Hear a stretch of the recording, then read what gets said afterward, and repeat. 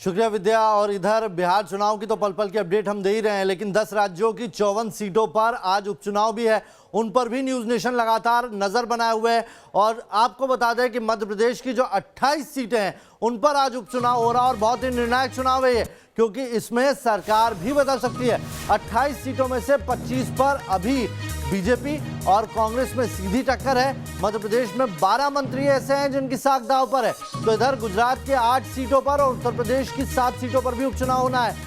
आपको बता दें कि यूपी में 88 उम्मीदवारों की किस्मत पर आज फैसला होगा। वहीं झारखंड, नागालैंड में भी 2-2 सीटों पर उपचुनाव है। तेलंगाना, छत्तीसगढ़ और हरियाणा में 1-1 सीट पर उपचुनाव होने हैं। 3 तस्वीरें आपको दिखा रहे हैं किस तरीके से आज चुनाव का दिन है। दूसरे राउंड के लिए बिहार में वोट डाले जा रहे हैं, वहीं मध्य प्रदेश में 28 सीटों के लिए उपचुनाव होना है और उस पर आज वोटिंग शुरू हो चुकी है। तो वहीं उत्तर प्रदेश में भी 7 सीटों पर वोटिंग को लेकर आप देख सकते हैं किस तरह की तैयारियां हैं।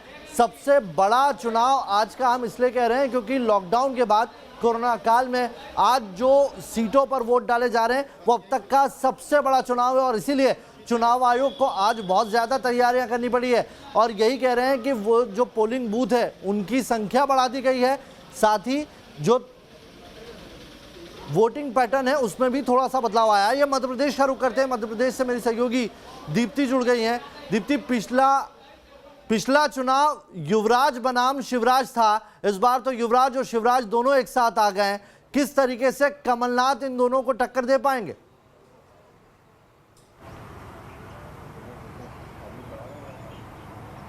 देखिए, बहुत इंटरेस्टिंग उपचुनाव है यह, बल्कि उपचुनाव क्या बल्कि कह सकते हैं कि मध्य प्रदेश में आम चुनाव से भी ज़्यादा दिलचस्प चुनाव है, क्योंकि ये चुनाव बहुमत के लिए लड़े जा रहे हैं। ये चुनाव सरकार बनाने के लिए नहीं बल्कि सरकार चलाने के लिए लड़े जा रहे हैं, सरकार बचाने के लिए लड़े जा रहे हैं। और पूरे 14 मंत्रियों की साख दांव पे लगी है। और मध्य प्रदेश में अगर मध्य प्रदेश की राजनीति की बात करें तो मध्य प्रदेश की राजनीति का एक टर्निंग पॉइंट है। इतने बड़े पैमाने पर ना कभी दल बदल हुआ, ना मध्य प्रदेश में कभी इस तरह के इतने बड़े उपचुनाव हुए।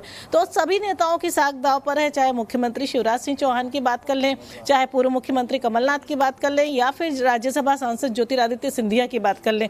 अगर सिंधिया की बात करें तो उनकी साख तो सबसे ज्यादा दांव पर लगी है, बल्कि कह सकते हैं कि उन्होंने अपने पॉलिटिकल करियर का सबसे बड़ा दांव खेला था।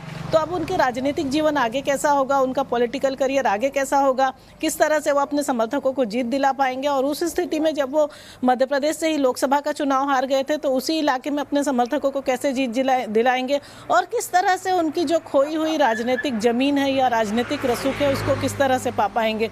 अपने आप में बड़े इंटरेस्टिंग चुनाव है। और अगर हम बीजेपी की बात करें तो बहुमत के बहुत पास है, केवल 9 सीटें आने पे बीजेपी 116 के बहुमत के आंकड़े को छू लेगी। कांग्रेस बहुमत से बहुत दूर है, क्योंकि जितनी भी सीटों का नुकसान हुआ है 28 सीटों में वो सभी कांग्रेस की थी। तो कांग्रेस बहुमत से दूर है, पर कांग्रेस को बड़ा कॉन्फिडेंस है कि वो वापस आएगी, कमबैक करेगी। और बड़ा इंटरेस्टिंग इस बार मध्य प्रदेश का चुनाव इसलिए भी था क्योंकि कांग्रेस 2 टुकड़ों में बट चुकी है। कांग्रेस का एक बड़ा धड़ा जो है बीजेपी के साथ आ गया, ज्योतिरादित्य सिंधिया और उनके समर्थक। और वहीं पूरी जो कांग्रेस है वो अब कमलनाथ कांग्रेस कही जा रही है। जो पूर्व मुख्यमंत्री कमलनाथ है वही स्टार प्रचारक के तौर पर रहे। उन्होंने पूरी 28 विधानसभा सीटों पे मोर्चा संभाला और जितना भी चुनाव है, जिस तरह 2018 में 3-4 चेहरे थे, लेकिन इस बार के उपचुनाव में केवल पूर्व मुख्यमंत्री कमलनाथ का चेहरा है। तो निश्चित ही मध्य प्रदेश की राजनीति के इन 3 बड़े नेताओं की साख दांव पर लगी है। जो मुख्यमंत्री शिवराज सिंह चौहान है उनके लिए सबसे बड़ी चुनौती ये है कि 2018 में कई सारे डिफरेंसेस के चलते बीजेपी सत्ता से काफ़ी दूर हो गई थी, सत्ता में नहीं वापसी कर पाई थी। तो अब उसको वो किस तरह से साथ पाएंगे। और दूसरा जो 7-8 महीने का कोविड काल का उनका जो पूरा कामकाज था उसको जनता ने कितना पसंद किया। तो ये चुनाव मध्य प्रदेश की राजनीति में बहुत महत्वपूर्ण है, क्योंकि इससे पहले इस तरह के चुनाव नहीं हुए। और इसलिए भी महत्वपूर्ण है क्योंकि सरकार बचाने, सरकार चलाने सभी के हैं और 3 बड़े नेताओं की साख इसमें दांव पर लगी हुई है। जो विधानसभा चुनाव था उसमें जब रिजल्ट आए थे तो सारे विश्लेषकों ने यही कहा था कि बीजेपी का कार्यकर्ता जो कैडर है वो कहीं ना कहीं दूर हुआ था, जिसका फायदा कांग्रेस को मिला और वो सरकार बना गए थे। लेकिन अभी मौजूदा स्थिति की बात करें तो जो 28 सीटों पर वोटिंग हो रही है उसमें ज्यादातर नेता ऐसे हैं जो सालों तक कांग्रेस में रहे और उनके खिलाफ बीजेपी का कैडर लड़ता आया। यहां पर बीजेपी को अपने कैडर को समझाना कितना बड़ा चुनौती रहा है?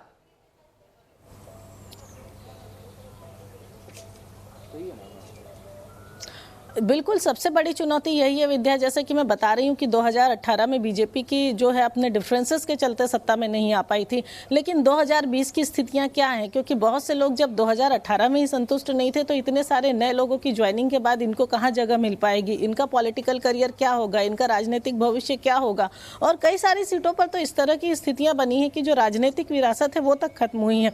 जैसे पूर्व मुख्यमंत्री कैलाश जोशी के बेटे हैं दीपक जोशी, वो हाटपिपलिया से हमेशा चुनाव लड़ा करते थे, लेकिन अब हाटपिपलिया से जो कांग्रेस से बीजेपी में आए हैं वो विधायक जो हैं वो कैंडिडेट अब बीजेपी का चेहरा है। तो बीजेपी में ये बात कहीं ना कहीं अंदर खाने से आ रही है कि कार्यकर्ता अनबने ढंग से काम कर रहे हैं, बहुत घुल मिल नहीं पा रहे हैं। जिन कार्यकर्ताओं ने लगातार ग्वालियर चंबल इलाके में महल की राजनीति के खिलाफ खड़े होकर राजनीति करी, वो अब महल के लोगों को किस तरह से एक्सेप्ट करेंगे, किस तरह से सिंधिया समर्थकों को अपने साथ रखेंगे। बयानबाजियों का भी दौर बहुत चला है दीप्ति इस चुनाव में, और ऐसे ऐसे बयान आए हैं जिनको लेकर बार बार चुनाव आयोग ने भी तमाम जो स्टार प्रचारक थे उनके ऊपर लगाम लगाई। आप बने रहिएगा हमारे साथ, आपसे पल पल के अपडेट लेते रहेंगे।